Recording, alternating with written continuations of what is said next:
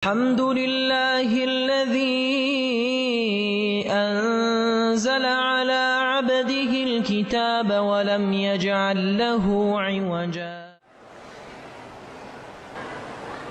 Bagaimana hukumnya seorang ustadz atau dai atau kiai yang menerima amplop upah setelah dia dakwah atau mengisi kajian? Ini juga kalau kita lihat nggak ada di zaman Nabi SAW seperti ini. Nggak ada juga di zaman ulama salaf, juga nggak ada. Yang ada kan belakangan aja. Orang habis ngajar kasih amplop. Antum lihat ayat Al-Quran, semua nabi, semua rasul dakwanya tidak minta upah. Saya bacakan supaya antum juga paham. Karena ini satu kebiasaan, seolah-olah kalau nggak dikasih amplop nggak mau ngajar lagi, nggak mau dakwah lagi. Kita lihat kisahnya para nabi ya. Antum lihat di surah Al-An'am dulu, Al-An'am. Setelah Allah menceritakan para nabi dalam surah Al-An'am ayat 84, 85, 86, 87. Setelah itu Allah menyebutkan tentang petunjuk mereka yang kita ikuti.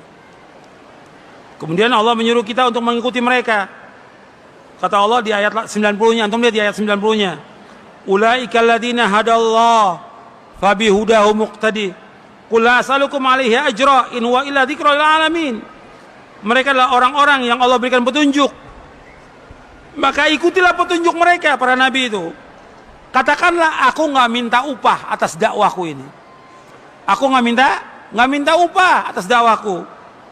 Ini merupakan peringatan untuk sekalian alam. Jadi nggak boleh minta upah dalam dakwah, nggak boleh. Dan juga panitia jangan sibuk ngumpulin duit buat ustadznya. Ini kan akhirnya jadi membebani orang banyak. Orang lain jadinya terbebani. Ini kan kewajiban para ustadz, wajib untuk apa? Untuk berdakwah. Ilmu yang Allah berikan kepada dia wajib dia dakwakan karena Allah.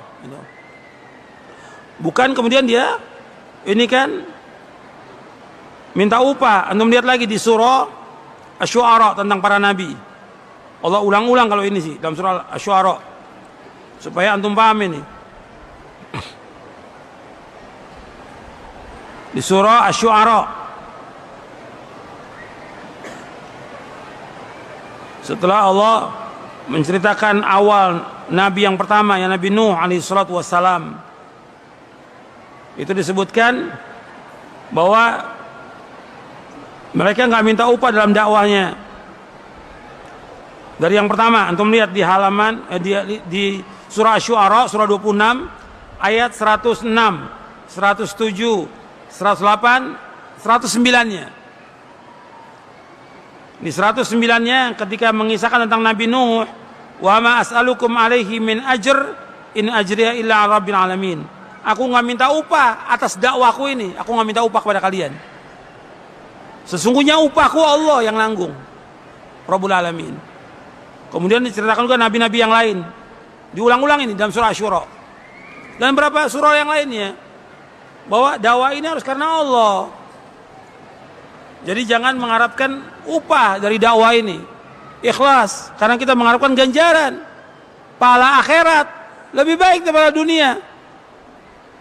Kalau orang niatnya dia, tujuan dari dakwahnya untuk dapat uang, dapat duit, dapat materi, yang nggak dapat ganjaran. Dan ini termasuk apa? Termasuk apa? Kalau antum lihat di kitab Tauhid, ini termasuk syirik. Di dalam kitab Tauhid, nanti antum baca ya, syarah kitab Tauhid, bahasa Indonesia, syarah kitab Tauhid. Di kitab Tauhid ada bab riya. Setelah bab riya, setelah bab itu ada bab lagi, yaitu bab minasyirki iradatul insan bi'amalihi dunya. Termasuk syirik seorang beramal tujuannya untuk dunia. Termasuk syirik. Dibawakan dalilnya, ayatnya dan penjelasannya. Makanya itu harus hati-hati. Kalau seandainya dia mengajar, dia karena Allah, dia ikhlas, kemudian suatu waktu dia orang mengasih, dia orang kaya, dia mampu, ingin memberikan hadiah, enggak apa-apa, boleh. Tapi bukan itu yang dia cari. Kalau sekarang banyak ustadz-ustadz ingin mengumpulkan apa? Harta dengan dia berdakwah ini. Dakwah ini karena Allah. Antum lihat para nabi, para rasul, susah hidupnya, tapi mereka punya maisha sendiri. Jadi para dai, di samping dia dakwah, dia harus punya apa? Maisha, mata pencarian. Antum lihat Nabi Nabi Daud apa? Pandai besi. Nabi Zakaria tukang kayu. Nabi-nabi yang lain seperti Nabi Muhammad apa? Pengembala kambing dan juga berdagang. Jadi punya maisha, tinggal ngatur waktu. Ngajar cukup seminggu sekali cukup. Sisa waktunya apa? Buat baca, buat belajar, buat cari maisha.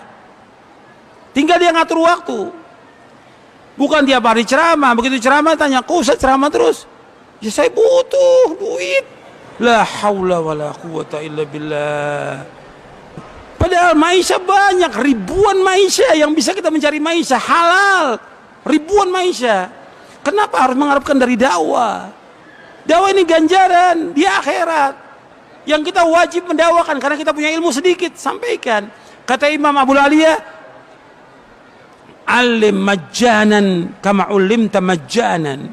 Ajarkan manusia dengan gratis sebagaimana kamu dapat ilmu dengan gratis. Ajarkan karena Allah dan nikmat. Kita mengharapkan ganjaran. Kalau antum ngajar dapat uang umpamanya nih ya 1 juta, 5 juta dengan ganjaran dari Allah, lebih banyak mana? Ganjaran dari Allah.